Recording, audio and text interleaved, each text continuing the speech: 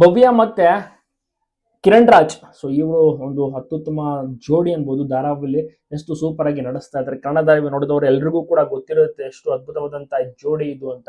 So ಒಂದು ವಿಚಾರ ಏನಪ್ಪಾ ಅಂದ್ರೆ ಕನ್ನಡ ಮತ್ತೆ ನಿಧಿಯ ಒಂದು ಮದುವೆನ ನೋಡ್ಬೇಕು ಅಂತ ಧಾರಾವಾಹಿಲಿ ಆಸೆ ಪಡ್ತಾರೆ. ಅದೇ ರೀತಿ ರಿಯಲ್ ಲೈಫ್ ನಲ್ಲೂ ಸಹ ಈ ಒಂದು ಜೋಡಿ ಒಂದಾಗ್ಲಿ ಅಂತ ಕೂಡ ತುಂಬಾ ಜನ ಸಹ ಬಯಸ್ತಾ ಇದ್ದಾರೆ. ಬಟ್ ಅದು ನಿಜವಾಗ್ಲೂ ಅದು ನೆರವೇರುತ್ತೆ ಅನ್ನೋ ಗೊತ್ತಿಲ್ಲ.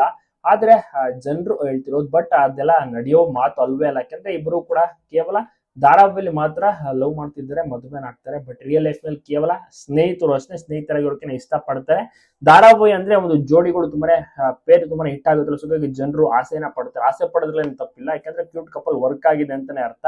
ಬಟ್ ಜನರ ಆಸೆ ಅಂತೆ ಇಬ್ರು ಧಾರಾವಾಹಿಲಿ ಮಾತ್ರ ಅಷ್ಟರ ಮಟ್ಟಿಗೆ ನಟಿಸ್ತಾರೆ, ಒಂದಾಗ್ತಾರೆ, ಮತ್ತೆ ಮದುವೆ ಆಗುವಂತ ಒಂದು ಸನ್ನಿವೇಶಗಳು ಕೂಡ ಬರುತ್ತೆ ಮುಂದಿನ ದಿವಸಗಳಲ್ಲಿ. ಈಗ ಸದ್ಯಕ್ಕೆ ನೋಡ್ಬೇಕು ಏನಾಗುತ್ತೆ ಅಂತ.